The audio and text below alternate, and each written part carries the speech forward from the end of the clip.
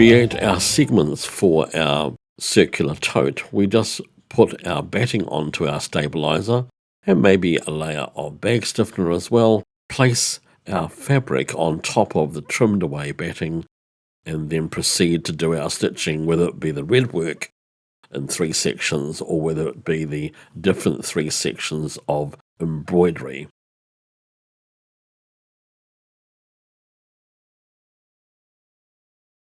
Once the section is done, we remove it from the frame and trim back all edges to 1/2 inch.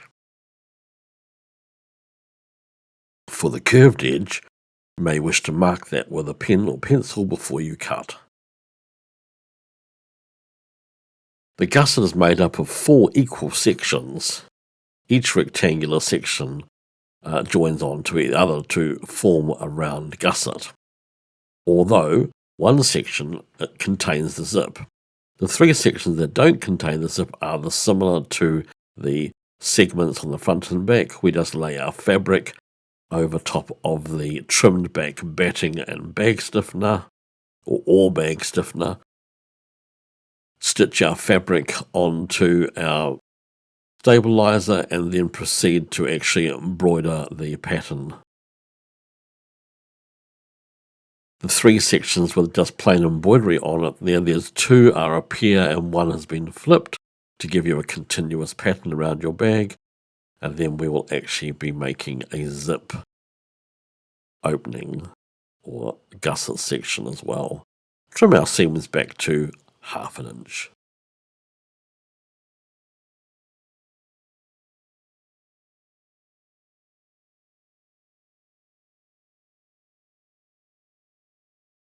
We have 3 of these sections. Now, to do the zip, we're going to actually create the placement line for our batting.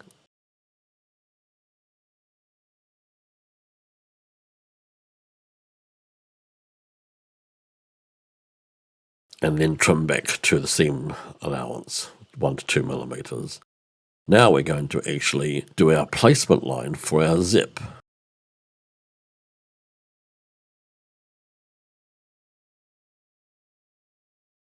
Place our zip in the trench between the 2 rows of batting with the teeth up, so zip up.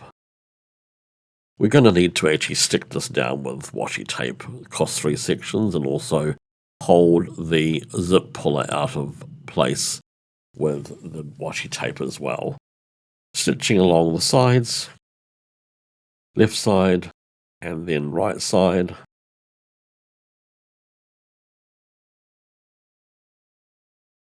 Then we need to remove our washi tape.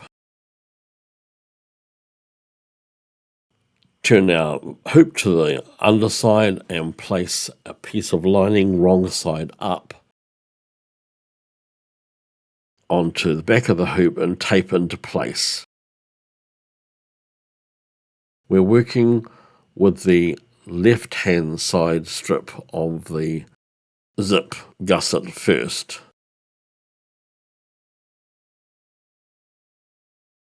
So then we want to place our piece of fabric on the front, wrong side up, 1/4 inch over our stitching, then stitch down, then flip it back, and then we want to stitch the outside edge, but we let that piece on the back stay as it is for the time being.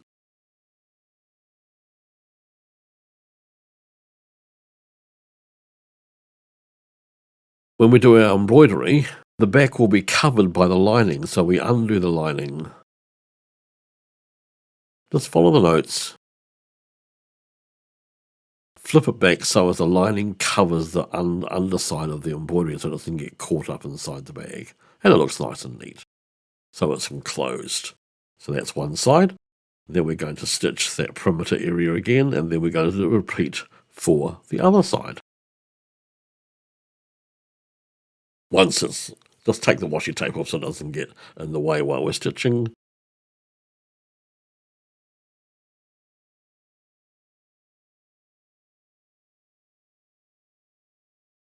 Now we're going to place it 1/4 inch over, stick into place, wrong side up, and then work on the other section I push from the right side so the washi tape sticks. 1/4 inch over our zip, stitch down, and then we're going to flip our lining back after we have done our embroidery.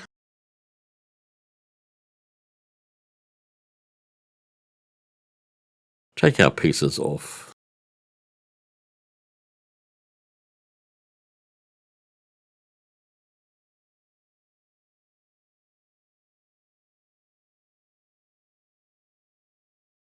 Hold into place with some washi tape, and then we're going to stitch that perimeter again.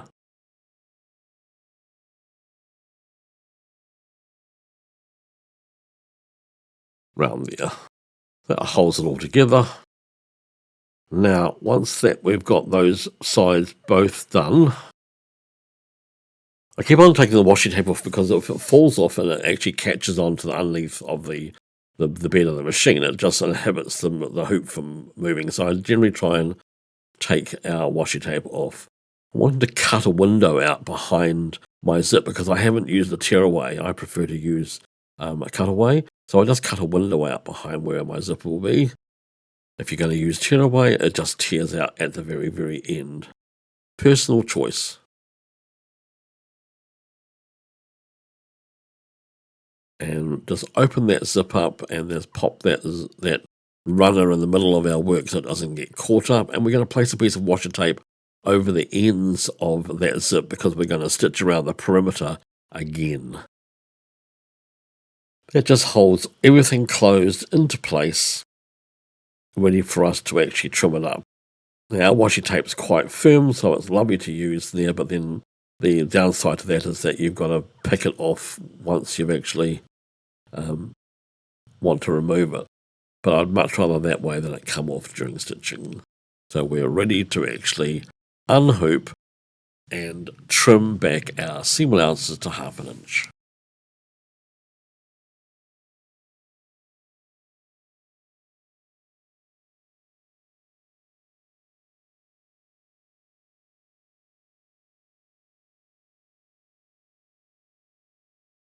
Here, I'm trying to be a magician here and trying to angle my roller over top of the zip runner, and it's just not successful. We'll go and have a look at the way it should be done in just a second.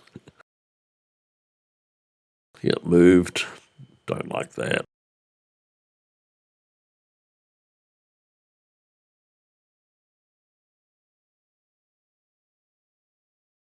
So how you're supposed to do it is like this. In 2 sections, you do the top section, then put your zip up to the top.